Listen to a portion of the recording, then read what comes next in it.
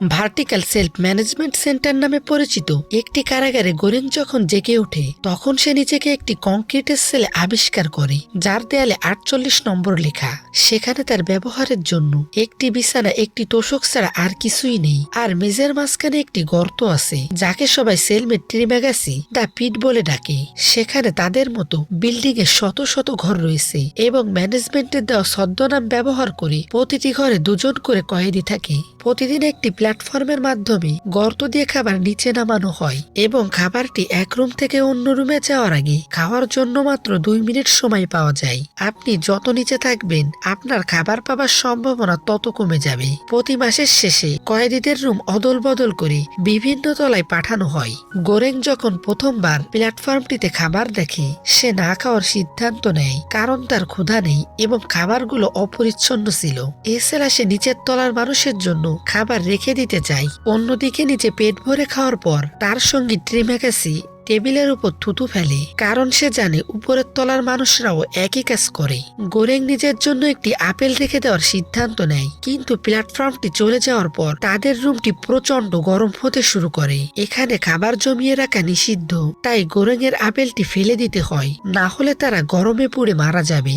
এখন গোরেং এর এই জায়গায় আসার আগের সেই ইন্টারভিউর কথা মনে পড়ে, যেখানে তাকে একটি কাগজে সই করতে হয়েছিল যে নির্দিষ্ট সময় শেষ না হওয়া পর্যন্ত সে বের হতে পারবে না। প্রত্যেক কয়েদিদের একটি জিনিস সাথে আনার সুযোগ ছিল, তাই গোরেং ডন কিহোতো নামে একটি বই নিজের সাথে এনেছিল। গোরেং এখানে স্বেচ্ছায় এসেছে একটি স্বীকৃত ডিপ্লোমার সার্টিফিকেটের বিনিময়ে। সে এখানে 6 মাস কাটাবে। পরের দিন প্ল্যাটফর্মে খাবার এলে গোরেং আবারও খেতে অস্বীকার করে এবং ট্রিম্যাগাসি মনে করে 48 নম্বর তলাটি গোরেং এর মতো লোকের জন্য নষ্ট হচ্ছে।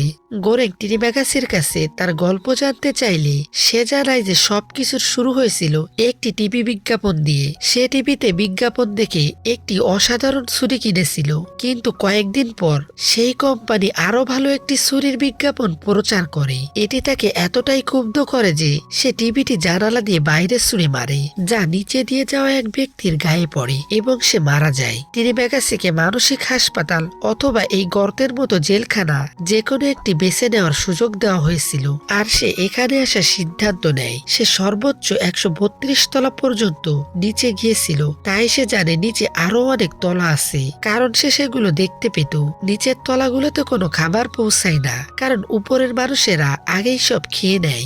1 মাস সেখানে কাটানো খুব খারাপ কিছু নয়। সমস্যা তখন হয় যখন টানা 2 মাস নিচের তলাগুলোতেই থাকতে হয়। গোরেং এটা শুনে ভয় পেয়ে যায় এবং অন্যান্য তলার লোকদের সাথে কথা বলে সে তাদের খাবার কম খাওয়া এবং নষ্ট না করার অনুরোধ করে, কিন্তু তার কথা সবাই উপেক্ষা করে। ট্রিম্যাগাসি এর জবাবে নিচের তলায় প্রস্রাব করে দেয়। সে আরো জানায় যে এখানে যে কোনো একটা জিনিস আনা যায় এবং সে তার সাথে সেই টিভি থেকে কেনা ছুরিটি এনেছে। পরের বার প্ল্যাটফর্মে খাবার এলে গোরেং অবশেষে খেতে শুরু করে। হঠাৎ সে উপরের তলা থেকে একজনকে গর্ত দিয়ে নিচে পড়ে যেতে দেখে এবং ট্রিম্যাগাসি বলে যে এটি খুব সাধারণ ঘটনা, কেউ এটা নিয়ে কিছুই করবে না। ট্রিম্যাগাসি গোরেংকে তার কাটানো সমস্ত তলা সম্পর্কে কথা বলে এবং জানায় যে আগামী মাসেও তারা একসাথেই থাকবে। গোরেং বুঝতে পারে যে অদল বদলের সময় রুমমেটদের একই সাথে রাখা হয় এবং সে আরো বুঝতে পারে যে ট্রিম্যাগাসি যখন নিচের তলায় ছিল তখন সে তার আগের রুমমেটকে খিদের জ্বালায় খেয়ে ফেলেছিল। পরের দিন প্ল্যাটফর্মটি যখন আবারও আসে তখন সেটির উপর এক মহিলা বসেছিল যার নাম মিহারু। গোরেং তাকে আহত অবস্থায় থেকে চিন্তিত হয়, কিন্তু ট্রিম্যাগাসি তাকে এড়িয়ে যেতে বলে। মহিলাটি মাসে একবার এই গর্ত দিয়ে নিচে নামে এবং তার হারিয়ে যাওয়া সন্তানকে খুঁজতে থাকে। মহিলাটি তার সাথে থাকা প্রতিটি রুমমেটকে মেরে ফেলে, যাতে পরের মাসে তার সন্তানের সাথে থাকার সম্ভাবনা বেড়ে যায়। তার সন্তান এই জেলেই আছে, কিন্তু কত তলায় আর কার সাথে আছে তা সে জানে না। তারা যে মৃত লোকটিকে নিচে পড়তে দেখেছিল সে সম্ভবত এই মহিলাটির হাতেই খুন হয়েছিল। ট্রিম্যাগাসি তখন বলে যে সে মিহারুর মতো কাউকে কখনো খুন করেনি, সে কেবল সে মৃতদেহটি খেয়েছিল যেটি তার তলায় পড়েছিল। প্ল্যাটফর্মটি যখন পরের লেভেলে যায় কয়েদিরা মিহারুর সাথে খারাপ কিছু করার সুযোগ নেওয়ার চেষ্টা করে। গোরেং তাদের বাধা দেওয়ার জন্য চিৎকার করে, কিন্তু তার প্রয়োজন পড়ে না।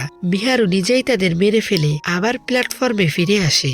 মাস শেষ হলে কয়েদিদের গ্যাস দিয়ে ঘুম পাড়িয়ে দেওয়া হয় এবং জায়গা বদল করা হয়।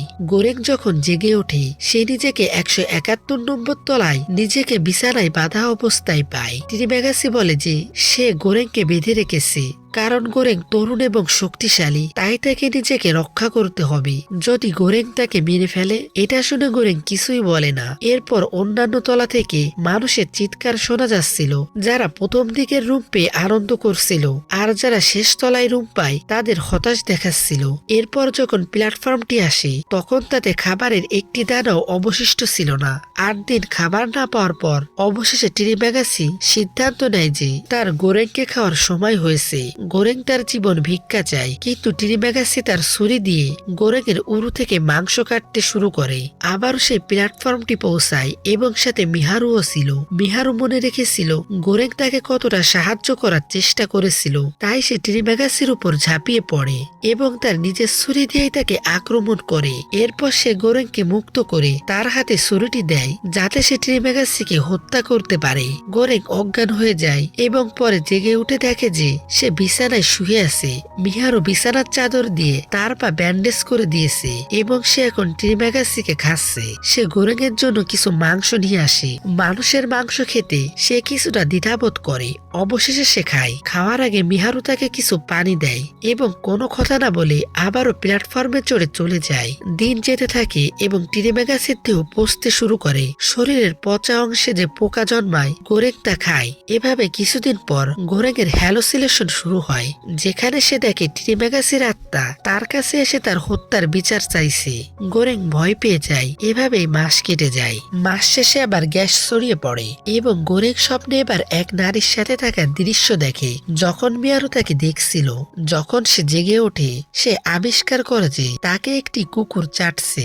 গোরেং অবাক হয়ে দেখে যে তার নতুন রুমমেট হলো ইরি, সেই নারী এখানে আসার আগে যে তার ইন্টারভিউ নিয়েছিল। কুকুরটি ছিল তার সাথে আনা একমাত্র জিনিস এবং তারা এখন ৩৩ নম্বর তলায় আছে। ইন্টারভিউর দিনের কথা গোরেং এর মনে পড়ে যে কিভাবে ইরি প্রশ্নের মাঝে অদ্ভুত বিরতি নিচ্ছিল। ইরি বলে যে সেও গোরেং এর মতো স্বেচ্ছায় এখানে এসেছে এবং সে জানতো না যে এটা এত ভয়ঙ্কর জায়গা। তার জানা মতে এখানে ২০০টি তলা আছে। গোরেং যখন বলে যে এখানে সবার জন্য যথেষ্ট খাবার নেই, তখন ইরি যুক্তি দেয় যে মানুষ যদি শুধু প্রয়োজনটুকু খেত তবে খাবারের পরিমাণ ঠিক থাকতো। সে মনে করে সবাই যেন তাদের অংশটুকুই খায়, এর জন্য বিশেষ কিছু করার প্রয়োজন। কিন্তু গোরেং এর এই ধারণাটিকে হাস্যকর মনে হয়। পরের দিন যখন প্ল্যাটফর্মটি খাবার নিয়ে আসে, ইরি কেবল তার প্রয়োজনটুকু খায় এবং তার কুকুরকে কিছু দিয়ে বাকি খাবারের প্যাকেট তৈরি করতে শুরু করে। প্ল্যাটফর্ম যখন নিচের তলায় পৌঁছায়, ইরি কয়েদিদের বোঝানোর চেষ্টা করে যাতে তারা তার তৈরি প্যাকেটগুলো খায় এবং পরের তলার জন্য আরো ২টি প্যাকেট তৈরি করে। একই বার্তাটি নিচের তলায় যেন পৌঁছে দেওয়া হয়। স্বভাবতই তার কথা সবাই উপেক্ষা করে। তখন গোরেং বলে যে কর্তৃপক্ষ আসলে চায় না যে সংহতি তৈরি হোক। ইরি বিরক্ত হয় কারণ সে প্রশাসনের হয়ে কাজ করেছে এবং তার কোনো সমস্যা হয়নি। কিন্তু গোরেং বলে যে প্রশাসনের কর্মী হওয়ার কারণে সে নিজের রুমমেট বেছে নেওয়ার সুযোগ পেয়েছে। ইরি হাল ছাড়ে না এবং প্রতিদিন খাবারের রেশন করার চেষ্টা চালিয়ে যায়, কিন্তু নিচের তলার লোকেরা তার কথা শোনে না। ২ সপ্তাহ ধরে গোরেং তার চিৎকারে ক্লান্ত হয়ে নিচের তলার লোকদের হুমকি দেয় যে তারা যদি ইরির কথা না শোনে তবে সে প্রতিদিন খাবারের উপর মলত্যাগ করবে এবং তাদের তাই খেতে হবে। হুমকিটি কাজে দেয় এবং কয়েদিরা নিচের তলায় বার্তা পৌঁছে দিতে শুরু করে। কিছুদিন পরে প্ল্যাটফর্মে করে অচেতন মিহারু নিচে আসে। গোরেং এবং ইরি তাকে বিছানায় শুয়ে যত্ন নেয় এবং সেই ফাঁকে কুকুরটি কিছু খাবার খেয়ে ফেলে। প্ল্যাটফর্ম চলে যাওয়ার পর সেলটি প্রচন্ড ঠান্ডা হতে শুরু করে এবং গোরেংকে কুকুরের মুখ থেকে খাবার কেড়ে নিতে হয় যাতে নিয়ম ভাঙার অপরাধে তারা মারা না যায়। সন্ধ্যায় গোরেং তার বিছানা মিহারুর জন্য ছেড়ে দেয় এবং মেঝেতে ঘুমায়, কিন্তু ঘুম ভেঙে সে দেখে যে ২ নারী লড়াই করছে। দেখা যায় মিহারু কুকুরটিকে খাওয়ার জন্য মেরে ফেলেছে। পরের দিন মিহারু প্ল্যাটফর্মে করে চলে যায়। গোরেং ইরিকে মিহারুর সন্তানের কথা বলে, কিন্তু ইরি জানায় যে মিহারু ১০ মাস আগে একাই এসেছিল। সে ছিল একজন নিঃসন্তান অভিনেত্রী যে গোরেং এর মতো স্বেচ্ছায় এসেছিল। ইরি জানতো না পরিস্থিতি কতটা খারাপ, অথচ সে অনেক মানুষকে এখানে পাঠিয়েছে। সে ৩ বছর ধরে ক্যান্সারের সাথে লড়াই করছিল এবং যখন বুঝতে পারে যে সে হেরে যাচ্ছে তখন সে এখানে আসে কিছু পরিবর্তন করার আশায়, কিন্তু এখন সে আর এসব কিছুর পরোয়া করে না। 33 নম্বর তলায় তাদের শেষ দিনে গোরেং ইরিকে কিছু খাওয়ার অনুরোধ করে, কারণ কাল হয়তো খাবার থাকবে না। কিন্তু ইরি এতটাই বিষণ্ণ ছিল যে সে বিছানা থেকে ওঠেনি। পরদিন সকালে গোরেং জেগে উঠে সে দেখে যে 202 নম্বর তলায় আছে, যার মানে ইরি যতটা জানতো তার চেয়ে অনেক বেশি তলা এখানে আছে। এই সত্য সহ্য করতে না পেরে ইরি বিছানার চাদর দিয়ে আত্মহত্যা করে। ঠিক সেই মুহূর্তে টিরিমেগাসের হ্যালুসিনেশন আবারও শুরু হয় এবং নিজের কাছে নিজে জানতে চায় সে নিজেকে তার নতুন বন্ধুকে খাবে কিনা। এবার তার হ্যালুসিনেশনে ইরি এবং তার কুকুরও যোগ দেয় এবং তাকে বলে যে যেন সে তার মৃতদেহটি খেয়ে বেঁচে থাকে। গোরেং তাদের কথা না শোনার চেষ্টা করে এবং নিজেকে ব্যস্ত রাখার জন্য তার বইয়ের পাতা খেতে শুরু করে এবং প্লেটের টুকরো দিয়ে দেয়ালে দিন গণনা করতে থাকে। অবশেষে ক্ষুধা সহ্য করতে না পেরে গোরেং ইরিকে খেতে শুরু করে এবং হ্যালুসিনেশনে টিরিমেগাসি তাকে নির্দেশ দেয় কোথায় কাটতে হবে। কিছুদিন পর মাস শেষ হয় এবং জায়গা বদল হয় এবং গোরেং দেখে যে সে 6 নম্বর তলায় আছে। অন্য বিছানায় মিহারও ছিল, যে তাকে ছুরি নিয়ে আক্রমণ করতে আসে, কিন্তু দেখা যায় এটি একটি স্বপ্ন ছিল। গোরেং এর নতুন সেলমেট হলো বাহারাত, যার সাথে আনা জিনিসটি ছিল একটি দড়ি। বাহারাত খুব উত্তেজিত, কারণ সে মনে করে এখান থেকে সে দড়ি দিয়ে উপরে উঠে যেতে পারবে। সে 5 নম্বর তলায় লোকদের সাহায্য চায়। উপরের দম্পতি তাকে নিয়ে মজা করার পর অবশেষে দড়িটি ধরতে রাজি হয়, কিন্তু বাহারাত যখন উপরে উঠতে শুরু করে উপরের মহিলা তার প্যান্ট নামিয়ে বাহারাতের মুখে মলত্যাগ করে। হতভম্ব এবং বিরক্ত হয়ে বাহারাত দড়ি ছেড়ে দেয় এবং নিচে পড়ে যায়। গোরেং তাকে ঠিক সময়ে ধরে ফেলে, কিন্তু দড়িটি গর্তে হারিয়ে যায়। যখন প্ল্যাটফর্ম আসে তারা 5 নম্বর তলায় লোকদের ঘনিষ্ঠ হওয়ার শব্দ শুনতে শুনতে খেতে বাধ্য হয়। সময় গড়ানোর সাথে সাথে টিরিমেগাসি এবং ইরির হ্যালুসিনেশন আবারও শুরু হয়। টিরিমেগাসি বলে যে গোরেং ভালোই করছে, কারণ তার আর মাত্র 1 মাস বাকি। ইরি তাকে মনে করিয়ে দেয় যে পরিবর্তন কখনো স্বতঃস্ফূর্তভাবে আসে না।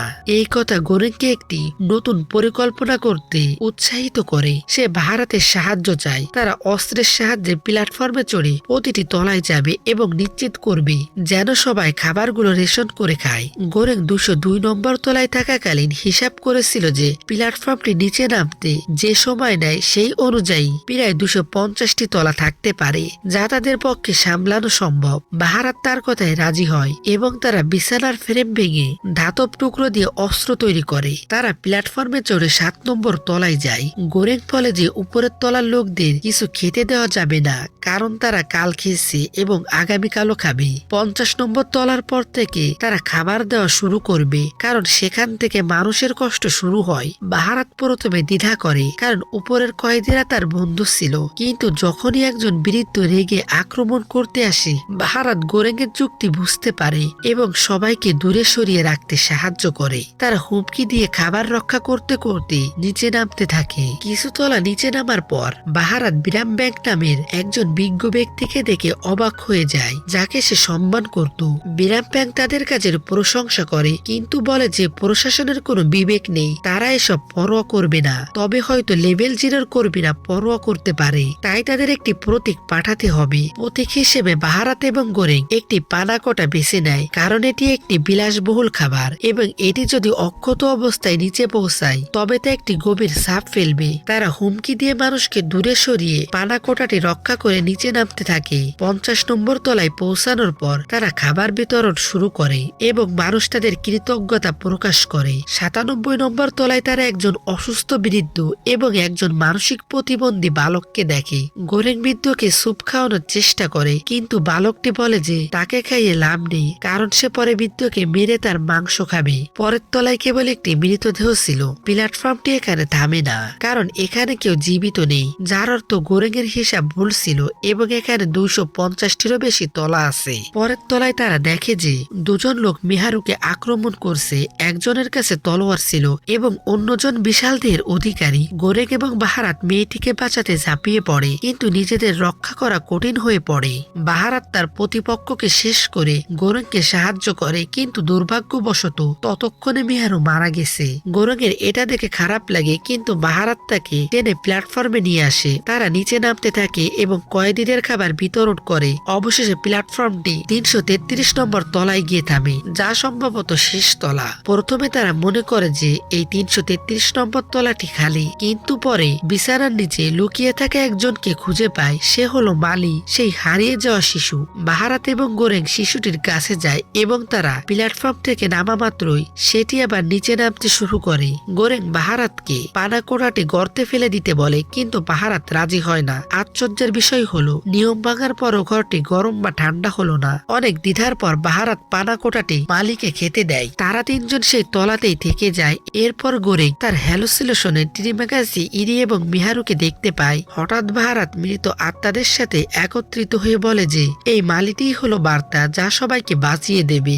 গোরেং জেগে উঠে দেখে যে বাহারাত তার ক্ষত থেকে রক্তক্ষরণ হয়ে মারা গেছে। পরের বার যখন প্ল্যাটফর্মটি নিচে আসে, গোরেং মালিকের সাথে নিয়ে প্ল্যাটফর্মে চড়ে এবং তারা লেভেল 0-তে সবচেয়ে নিচের অন্ধকার অংশে পৌঁছায়। তখন টিরিমাগাসি আবির্ভূত হয়ে গোরেংকে বলে যে প্ল্যাটফর্ম থেকে নেমে যেতে, কারণ সে এইবার তার অংশ নয়। এবং তারা দুজন মিলে প্ল্যাটফর্মটিকে মালির সাথে উপরে উঠে যেতে দেখে এবং আশা করে যে এই শিশুটি উপরে অত্যাচারীদের বাস্তব পরিস্থিতির কথা বুঝিয়ে দেবে। এবং এখানে এই মুভিটি অসমাপ্ত রেখেই শেষ হয়ে যায় এবং এই কয়েদিদের সাথে কি হয় তা অজানাই থেকে যায়। বন্ধুরা, এক্সপ্লেনটি আপনাদের কেমন লাগলো কমেন্টে জানাবেন।